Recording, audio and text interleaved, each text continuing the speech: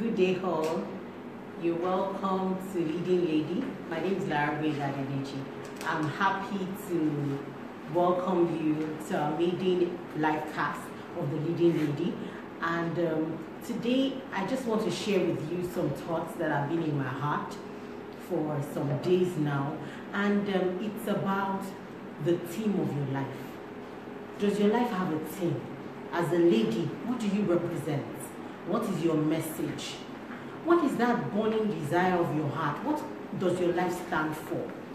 You know, looking through stories of great women like Deborah, like Mary, like Esther, you will see that their story is not just a story that is written. It is centered around the theme. For example, Deborah had a theme of discernment. She was a woman that had great discernment. Also, look at the life of Esther.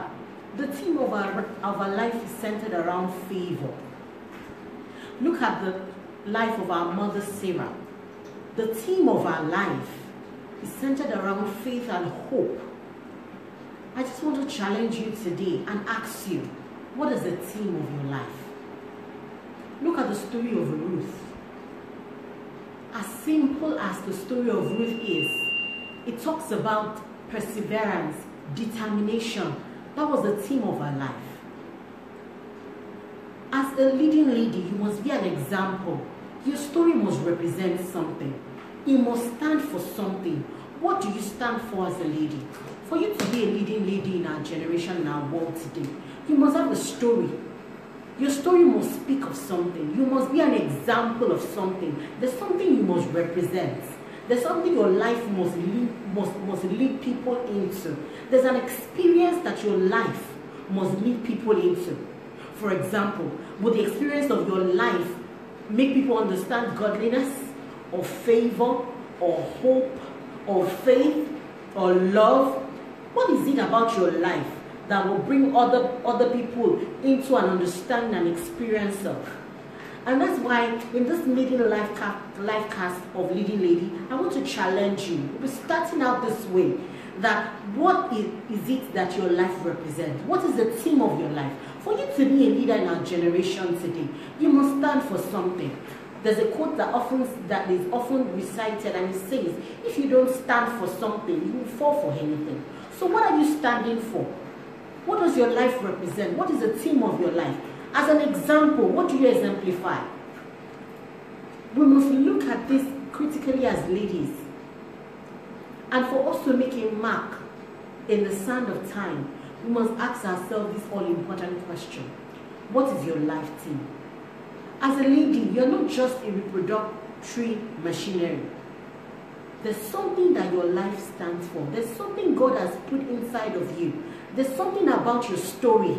There's something about your life. There's something about your experiences that when we put it all together, it leads people into an experience.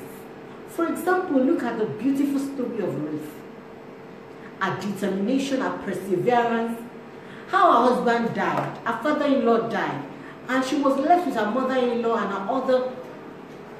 the other wife that married her husband's brother. And you could look at it. In the midst of her difficulty, in the midst of what she had gone through, she was determined. And when Naomi begged her to go back, she said to Naomi, don't beg me to go back. I am determined. I am ready to persevere through this journey. Your God will be my God. Your people will be my people. When you die, I will die. When you be buried, I will be buried. And do it all. She followed Naomi down to her hometown. And in the midst of it, there was nothing for her. It looked as if there was nothing for her with Naomi. But because she persevered, because she held on, she was determined. At the end of the day, you will see that Ruth became an example of perseverance and determination. And she was able to achieve something great. And she was recorded in the genealogy of our Lord Jesus Christ as one of the women that we can call a matriarch. When we look at it critically, we'll see that all the stories we have in the Bible talks of women that are strong, women that are examples, women that decided to stand for something. For example, look at our mother Sarah. She stood for faith and hope. She exemplified it. When her husband was in his father's house and there was a need for her and her husband to step out, she stepped out in faith, remember? She stepped out with the hope of a country and a place, which builder is the Lord.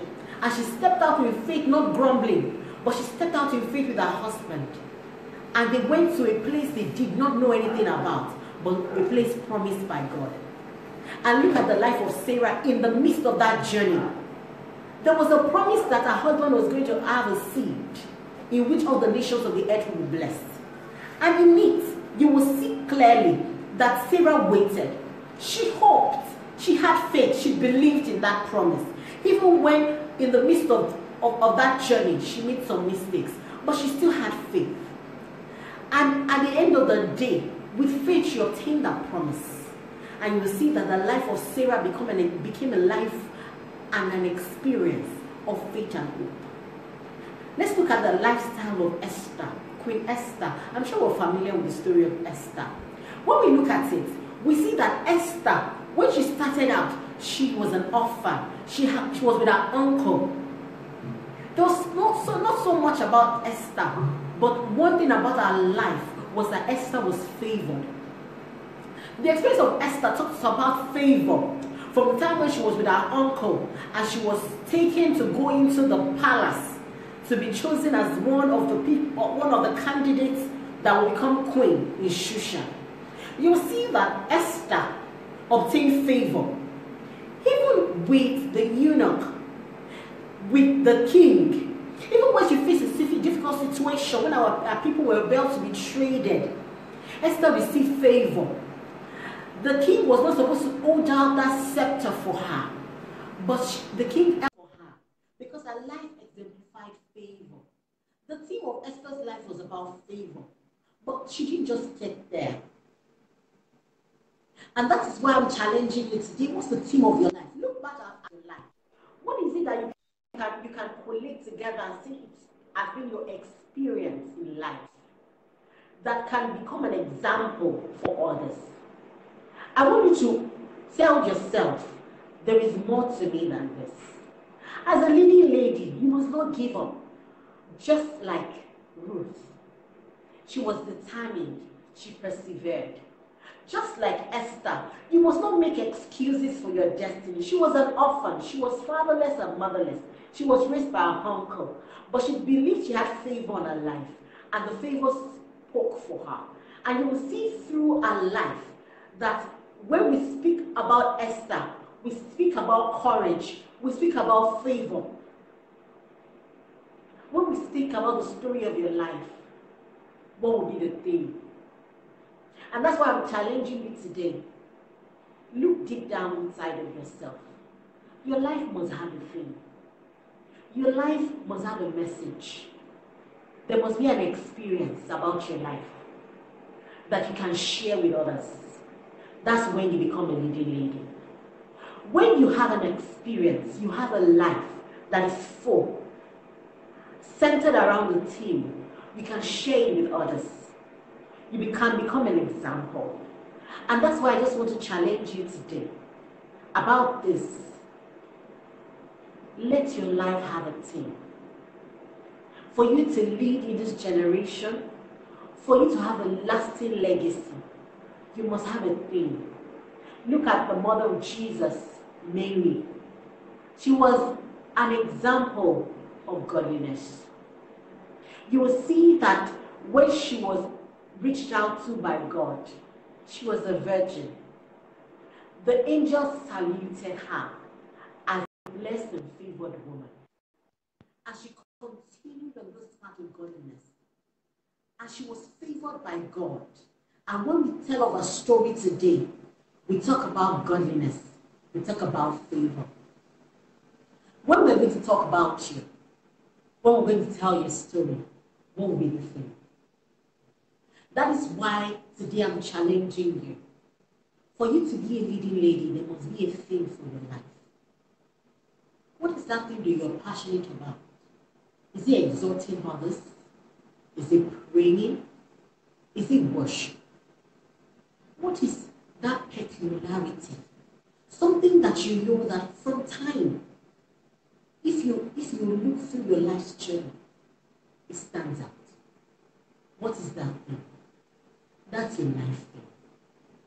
I want you to know that your life thing will not just become something that becomes an example. You must build on it. You must not give up on it. Look at the example of Ruth.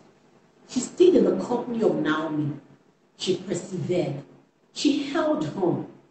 And her story is being told today. Look at Deborah. Many of us are familiar with the story of Deborah, that woman that arose, that mighty woman that took Israel from the position they were in, that became a judge in Israel. She didn't do it alone. There was a theme about her life. She was able to discern. She was able to discern that Barak could go to war. She was able to discern that the princes of Issachar, that they discern and they know what Israel ought to do part time. And you will see in the life of Deborah. Deborah was in the company of the princes of Issachar, and she was also in the company of Barak. For you to have a life team, and for you to leave a legacy, you must establish that you're in the right company. A company that builds your thing. A company that encourages your thing. That encourages your message to go out. That encourages your message to be established. What is that thing that you know if they wake you up in the morning, and without giving you anything, you will stand up, you will arise and do it? It talks about your life thing. You could also call it your life purpose. I just want to encourage you today, locate your life thing. Don't be like the snake that walked upon the mountain and has no impact. But be a woman that has a lasting impact, whose footprint is imprinted in the sands of time. And how will you achieve that? We have over 1 billion people in the world today, but all of us are unique. All of us have our lives too. All of us have something peculiar about us that God has put inside of us. Is it your ability to share? Is it your ability to care? Is it your ability to help? Is it your ability to encourage? It is unique to you, and it could be the center focus of your life. Ladies, I want to encourage you today. Don't just go about the rat race that our world is engaged in today. Be an example. Let your life speak. Let your life speak for something. Something that is transgenerational. Just like Sarah. Just like Deborah. Just like Ruth. Just like Mary. Let your life speak for something unique. Let it speak for something significant. Let your story be told across the nations of the earth. And let people be able to follow your footsteps. Let them be able to carry on. Let them be able to follow your passion and engage in your activities and achieve what you achieved. Don't give up on your dreams. Don't give up on your aspirations. Don't give up on that thing that you know gives you joy. Work on it. Fan it to flame. Be encouraged. I'm here to just encourage you today that your life is bigger than this. There's a stage for you in the world where your story will be told. Don't give up on your story. Don't give up on your life. There's more to you than this. Thank you very much. It's been wonderful engaging with you today. This is our maiden life cast on the Leading Lady. In our further life cast, we'll be going through messages, topics, experiences and stories that will encourage you, that will lift you, that will give you a reason to pursue your dreams and become a leading lady. Talking with you this evening is Omolara Adedeji, and this is the Leading Lady. I would love you to join us again on Friday. Every Friday we'll be here at 6 p.m. talking to you about how you can become a leading lady. Thank you.